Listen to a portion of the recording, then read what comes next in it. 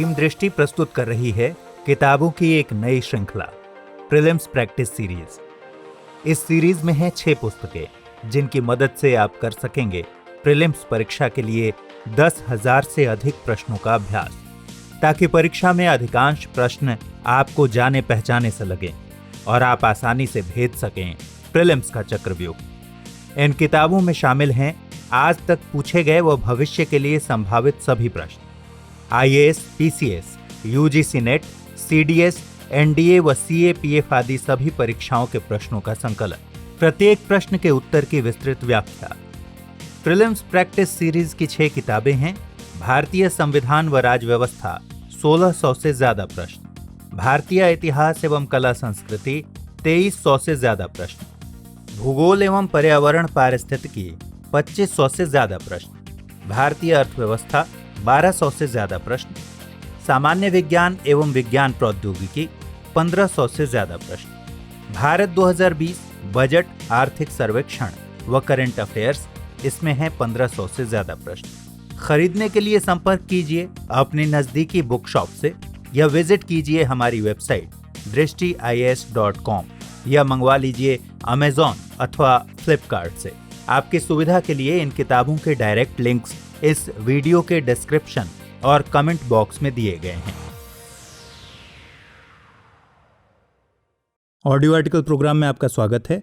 आज का हमारा आर्टिकल डाउन टू अर्थ में प्रकाशित लेख 75% emerging infectious diseases zoonotic UN report के सारांश पर आधारित है। इसमें टीम दृष्टि के इनपुट्स भी शामिल हैं।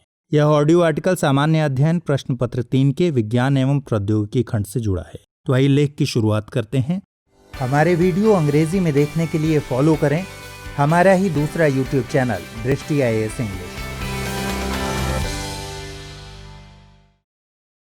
दुनिया भर में जूनोटिक बीमारियों का बढ़ता खतरा। बीते दिनों दुनिया भर में वर्ल्ड जूनोसिस डे मनाया गया। दरअसल 6 जुलाई 1885 को फ्रेंच बायोलॉजिस्ट लुई पाश्चर ने रेबीज नामक जूनोटिक बीमारी के खिलाफ पहला सफल टीका विकसित किया था। उनके इसी योगदान को चिन्हित करने के लिए वर्ल्ड जूनोसिस डे मनाया जाता है। इस मौके पर संयुक्त राष्ट्र पर्यावरण कार्यक्रम यानी यूनाइटेड नेशंस एनवायरनमेंट प्रोग्राम और अंतर्राष्ट्रीय पशुधन अनुसंधान संस्थान यानी इंटरनेशनल लाइवस्टॉक रिसर्च इंस्टीट्यूट ने मिलकर जूनोटिक डिजीजेज पर एक रिपोर्ट प्रकाशित की है। इस रिपोर्ट का शीर्षक है preventing the next pandemic, zoonotic diseases and how to break the chain of transmission. Report के मुताबिक मनुष्यों में होने वाली लगभग 60% बीमारियां संक्रामक रोग हैं और मौजूदा वक्त में सभी नए संक्रामक रोगों में से 75% जूनोटिक प्रकार के हैं। रिपोर्ट इस बात की भी तस्दीक करती है कि भविष्य में जूनोटिक बीमारियों का खतरा काफी बढ़ सकता है। जूनोटिक रोगों ने सदियों से मनुष्य के जीवन को प्रभावित किया है। इसके चलते उपजी महामारियों के कारण करोड़ों लोगों की मौत हो चुकी है। इस समय भी पूरी दुनिया जूनोटिक डिजीज कोरोना वायरस से उपजी महामारी से हलकान है। संक्रमण के मामले लगातार बढ़ते जा रहे हैं और अब तक भी इसकी वैक्सीन खोजी नहीं जा सकी है। ऐसे में भविष्य के प्रति चिंता होना लाजिमी है। इस आर्टिकल के जरिए हम जानेंगे जूनोटिक बीमारियां क्या हैं, ये कैसे फैलती हैं, वे कौन से कारण हैं जो जूनोटिक बीमारियों को फैलने में मदद करते हैं और इन बीमारियों से कैसे निपटा जा सकता है। तो आइए इन सब बिंदुओं पर विस्तार से चर्चा करते हैं। सबसे पहले जानते हैं जूनोटिक बीमारियां क्या हैं। जानवरों से मनुष्यों में फैलने वाली बीमारियों को जूनोसिस अथवा जूनोटिक बीमारियां कहते हैं। जूनोटिक बीमारियां तब फैलती हैं जब जानवरों के संपर्क में मनुष्य आते हैं। इससे जानवरों में मौजूद रोगाणु मनुष्य के शरीर में प्रवेश कर जाते हैं। HIV, AIDS, Ebola, Lyme disease, malaria, rabies, West Nile fever और वर्तमान में कोविड-19 जूनोटिक बीमारियों के अहम उदाहरण हैं। गौरतलब है कि जूनोटिक बीमारियां वायरस, बैक्टीरिया, पैरासाइट्स और कवकों जैसे हानिकारक रोगजनकों के कारण होती हैं। ये पैथोजेंस न केवल मनुष्यों में विभिन्न तरह की बीमारियों को पैदा करते हैं, बल्कि इनसे जानवरों में भी तरह तरह के रोग पनपते रहते हैं।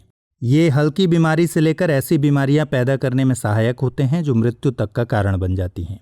अब यहाँ सवाल है कि मनुष्य पशुओं के संपर्क में कैसे आते हैं। तो इसके कई कारण हैं।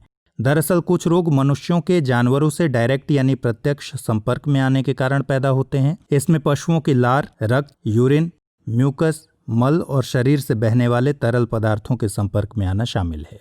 इसके अलावा इस तरह के रोग जानवरों के काटने अथवा खरोचने के कारण भी पैदा हो सकते हैं। कुछ जूनोटिक रोग अप्रत्यक्ष संपर्क के कारण भी होते हैं।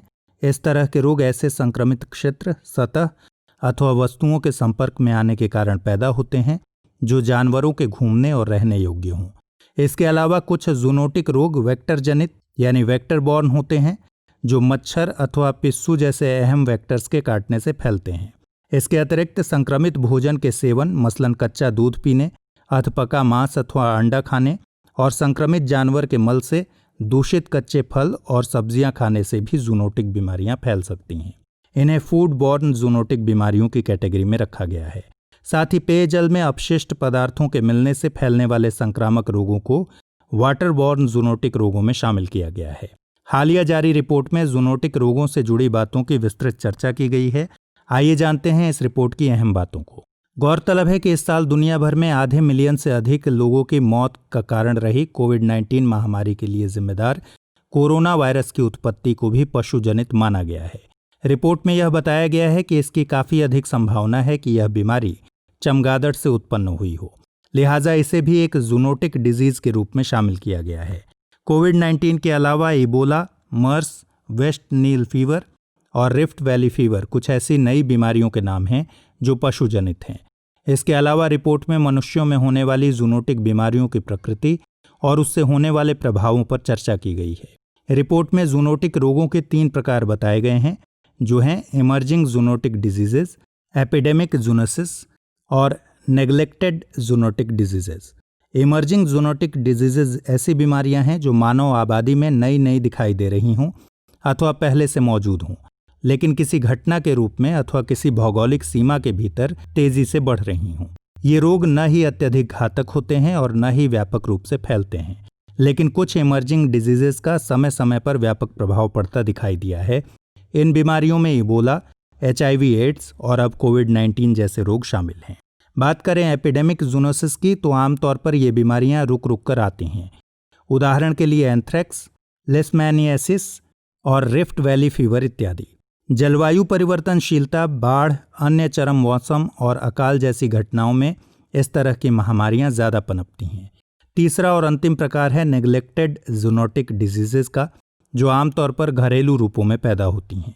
पिग टेप वर्म इस तरह की बीमारियों का उदाहरण है। दुनिया भर में 50 मिलियन लोग पिग टेप वर्म से प्रभावित हुए हैं, जिनमें से 80% का संबंध विकासशील देशों में से है।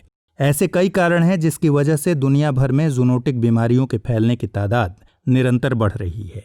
आइए अब जानते हैं दुनिया भर में भारी तादाद में फैल रही जूनोटिक बीमारियों के क्या कारण हैं। UNEP और ILRI द्वारा प्रकाशित हालिया रिपोर्ट में 7 ऐसे कारकों पर चर्चा की गई है जो जूनोटिक रोगों को बढ़ाते हैं। इसमें पहला कारक है एनिमल प्रोटीन की बढ़ती मांग। उच्च आय वाले देशों में पिछले 4 दशकों के दौरान पशु स्रोत खाद्य पदार्थों यानी एनिमल सोर्स फूड्स की खपत में थोड़ा बदलाव देखा गया है, लेकिन इसके विपरीत दक्षिण पूर्व एशिया में इस तरह के खाद्य पदार्थों की खपत में तेजी से बढ़ोतरी देखी गई है। 1960 के दशक के बाद से पशु उत्पादों से प्रोटीन की दैनिक खाद्य आपूर्ति दोगुना होकर 21%, जबकि मछली से यह आधा से 15% तक बढ़ गई है। उप सहारा अफ्रीका ने भी दक्षिण पूर्व एशिया के पैटर्न का पालन किया है। निम्न मध्यम आय वाले देशों में भी जैसे जैसे जनसंख्या में बढ़ोतरी हुई, वैसे वैसे इन देशों में प्रति व्यक्ति एनिमल प्रोटीन की खपत में भी बढ़ोतरी देखी गई। इन सभी कारकों ने बीते 50 सालों में मांस उत्पादन में 260%, दूध में 90% और अंडे में 340% की तीव्र बढ़ोतरी करने में मदद की है। जूनोटिक डिजीज का दूसरा कारक है गहन और गैर टिकाऊ कृषि में बढ़ोतरी। वहीं अन्य कारकों में वन्य जीवों का बढ़ता उपयोग एवं शोषण, प्राकृतिक संसाधनों का निरंतर उपयोग, यात्रा एवं परिवहन, खाद्य आपूर्ति श्रृंखलाओं में बदलाव और जलवायु परिवर्तन संकट शामिल हैं। इसके अलावा रिपोर्ट में जूनोटिक बीमारियों की बढ़ोतरी में अफ्रीकी देशों की भूमिका की भी चर्चा की गई है। रिपोर्ट के मुताबिक अफ्रीकी महाद्वीप के अधिकांश देश इबोला और अन्य पशुजनित महामारियों से जूझ रहे हैं। गौरतलब है कि इस महाद्वीप में दुनिया के अधिकांश वर्षा वनों की उपस्थिति तो है, लेकिन इसके साथ ही इन देशों की जनसंख्या में भी तेजी से बढ़ोतरी देखी जा रही है। इससे पशुओं, वन्य जीवन और मनुष्यों के आपसी संपर्क होने से पशुजनित संक्रमण के मामले बढ़ रहे हैं। ऐसे में जानना जरूरी है कि जूनोटिक संक्रमण को रोकने के उपाय क्या क्या हैं।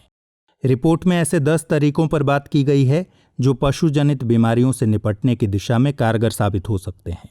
इसमें पहला तरीका है जूनोटिक रोगों के बारे में जागरूकता बढ़ाना। इसके अलावा रिपोर्ट में ऐसे इंटरडिसिप्लिनरी तरीकों में निवेश करने की बात कही गई है जो एक स्वास्थ्य पहल को बढ़ावा देते हों। जूनोटिक बीमारियों पर वैज्ञानिक खोज एवं शोध को बढ़ावा दिया जाना चाहिए। इसके अलावा रिपोर्ट में बीमारियों के संदर्भ में जवाबी कार्रवाई के लागत मुनाफा विश्लेषण को बेहतर बनाने और समाज पर उसके प्रभाव का विश्लेषण करने की बात भी कही गई है।